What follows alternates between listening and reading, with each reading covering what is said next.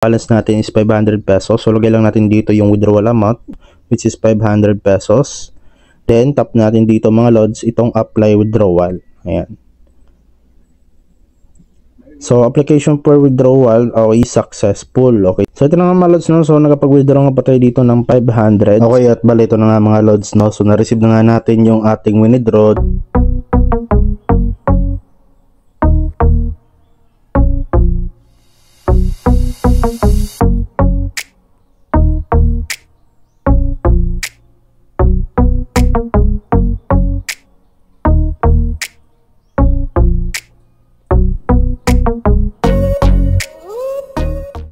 So ilang mga lods, bali ito na nga yung website na pag-usapan natin na kung saan ay pwede nga pa tayong kumita ng extra income dito mga lods araw-araw. So yun nga mga lods, bali ilagay ko na lang po dyan sa ating description box yung link ng website na to para makapag-register na po kayo dito. So yung pangalan ng website ng mga lods ay si Stanbic IBTC Asset Management. Okay, so ngayon mga lods, para makapag-register tayo, so pilapan lang po natin dito yung mobile number. So lagyan nyo lang po dito mga lods yung mobile number ninyo. So dapat nagsimula sa 9, and then gawa lang po kayo ng password ninyo, and then lagay lang po kayo dito ng verification code or OTP. So click nyo lang to mga lods, so automatic meron dyan nakalagay na verification code, and then tap nyo na po itong register now. Then dito mga lods, kapag nakapag-register na kayo, so pwede nyo na po dito ilagay yung mobile number na ginamit nyo dun sa pag-register, and then yung password na ginawa nyo. Okay, and then click lang po itong login. Okay, so bali mga lods, kapag nakapag-login na tayo, so ito yung unang lalabas. So mayroon sila dito mga lods na application.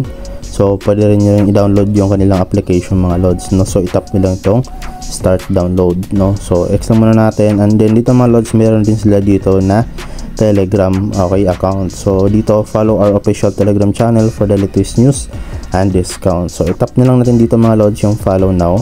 So ito po yung kanilang Telegram channel mga lods, no, na kung saan ay yun nga, nandito po yung kanilang mga announcement.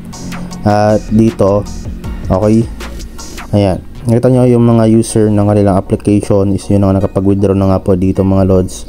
Okay, ayan, no, sobrang dami na nga po nakapag-withdraw dito mga lods, at sobrang legit ng kanilang website. Okay, so ito mga lods, no, okay, bali nandito na po yung lahat yung mga information na pwede nyo malaman. Okay, ayan, so napopost din sila dito ng mga ano nila, promo or yung mga discounts. Ayan, okay, so kanya lang po bahala sali dito. So tap nyo lang itong join mga lods. Ayan, so once na kapag join na kayo, automatic magka-receive kayo ng mga notification, okay, about sa kanilang website, no. So bali andito na nga tayo sa pinaka homepage or dashboard ng website, no. So dito mga lods, para kumita po tayo dito, so kailangan lang po natin dito maglabas ng puhunan, kasi isa nga po ito mga lods na investment website.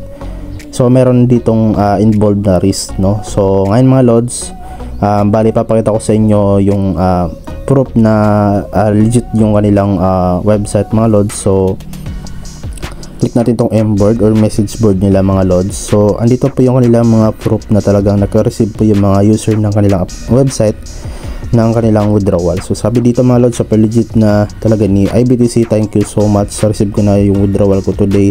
At ayan, nakita nyo mga lods, ayan, ito po yung kanilang mga nilalagay dito ng mga tawag dito. Ayan, okay, yung kanilang mga withdrawal. So yun mga lods, no, ayan, ito pa, no. So legit to mga lods yung kanilang website, no. Ayan, okay, so meron sila ditong binibigay na tawag dito proof, no, na talagang nagbabayad. Pero meron pa rin itong involved na risk mga lods, kasi yung ganitong klaseng website ay hindi po sila gaano tumagal. Pero kung gusto niyo try mga lods, okay, watch lang tong full video, kasi tuturo ko sa inyo step by step kung paano kayo makapag sali dito. So ngayon mga lods, so kailangan niyo lang po dito is mag-recharge muna kayo dito. Okay, so sa pag-recharge dito mga lods, okay, mamaya tuturo ko sa inyo, papakita ko muna sa inyo yung mga pwede nyong mabili dito na product nila pala mga lods, no. So punta lang tayo dito sa invest. Ayan, okay, so dito mga lods, meron tayo dito tatlong fund, no. Meron ditong fixed fund, welfare fund, at saka yung activity fund. So kung mapapansin nyo mga lods, sa fixed fund, ayan, medyo yung kanyang revenue days is matagal, no, kasi 30 days siya, no. At yung daily income mo dito is 60 pesos. at yung total income mo is 1,800. So yung price lang nito mga lods is 150 pesos. So ibig sabihin yung 150 pesos mo sa loob ng 30 days, so magiging ano siya, 1,800 kasi yun nga yung daily income mo is 60 pesos, no, sa loob ng 30 days. Ayan, so meron dito mga lods, no, ito meron din tag 150, meron tag 500. Ayan, so kapag malaki yung invest nyo dito or bibilhin nyo, malaki rin kita nyo araw-araw. Ayan, katulad dito mga lods, itong 500, so naging 210 siya compared dito sa ano 60 sa itong tag 150 na ano fund, no.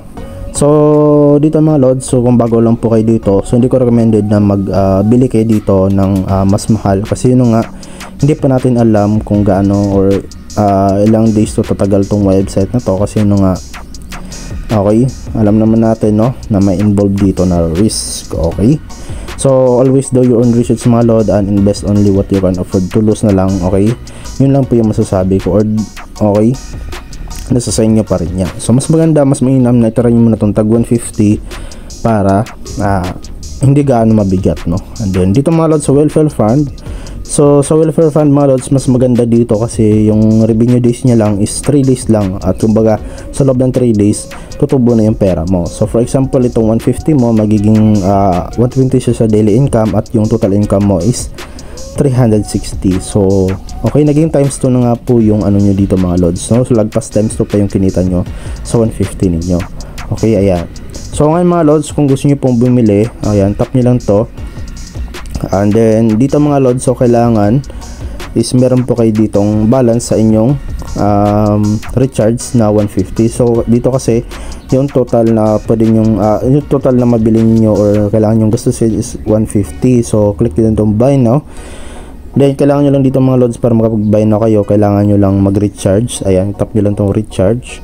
So dito, so for example itong 150, ayan, select nyo lang yung 150 and then tap nyo lang itong recharge now mga lods. Ayan, okay, click nyo lang yan at bali madirect pa tayo doon sa portal ng GCash. Ayan, so lagyan nyo na po yung GCash nyo dito and then mag-pay lang kayo dito na 150. Okay, para magpapasok po yan dito sa inyong recharge amount mga lods, no. At nang sa ganun is pwede na nga po kayo dito mga lods makabili ng itong welfare fund na 150. Ayan, so tap nyo itong buy now and then yun, okay, hintayin nyo lang siya mga lods ng 3 days is kikita na po kayo dito. So dito sa my order mga lods, dito yung makita yung inyong mga product, no. Ayan, dito sa normal, finish, ayan, okay. So dyan nyo lang makita mga lods.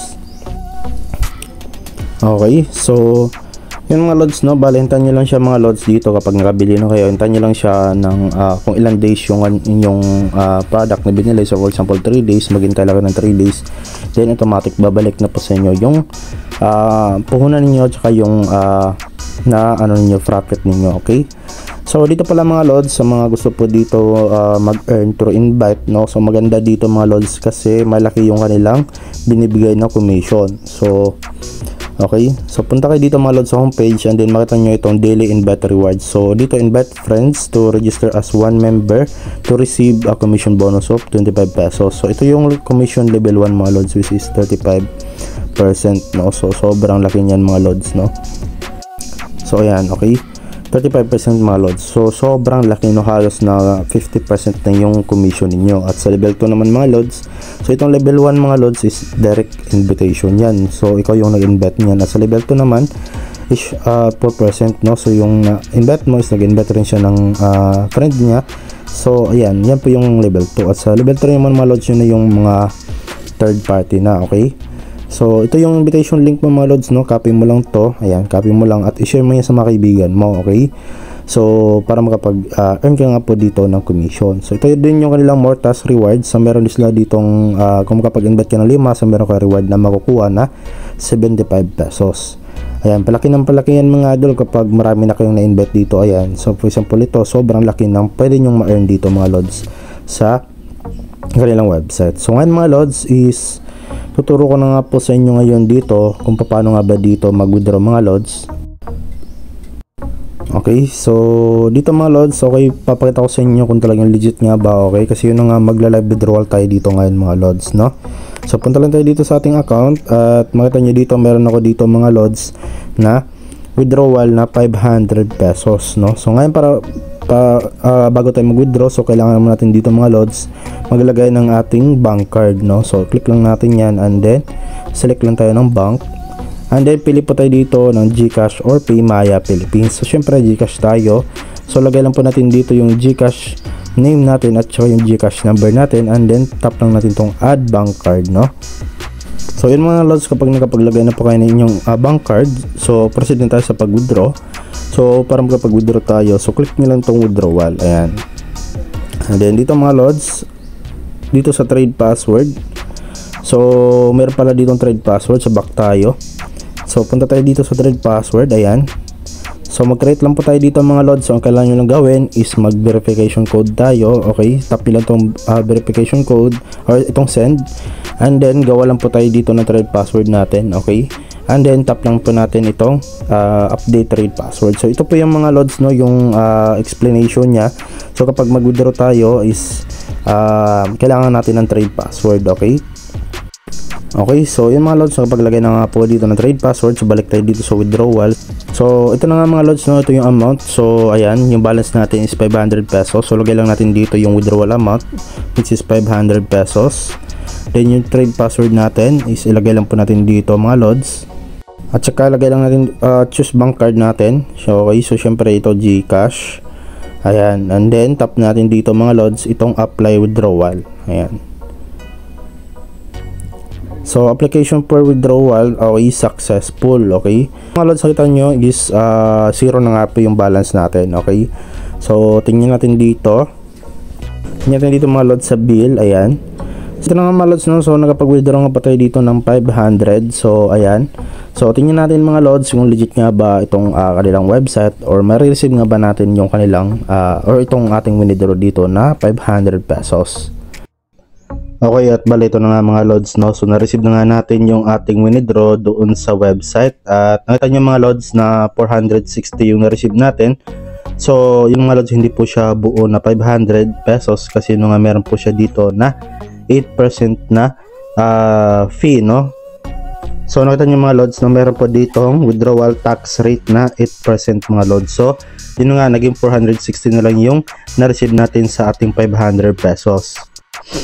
So yun mga lods, no, so sobrang legit mga lods ng website na ito. At yun, nakita nyo naman na na-receive natin yung ating withdraw doon sa dito sa website na ito. Okay, so yun mga lods, no, bale yun nga, kung gusto nyo po i-try ito mga lods. Okay, so yun nga, ilalagay ko lang dyan sa description ng video natin yung link para makapag-register na kayo.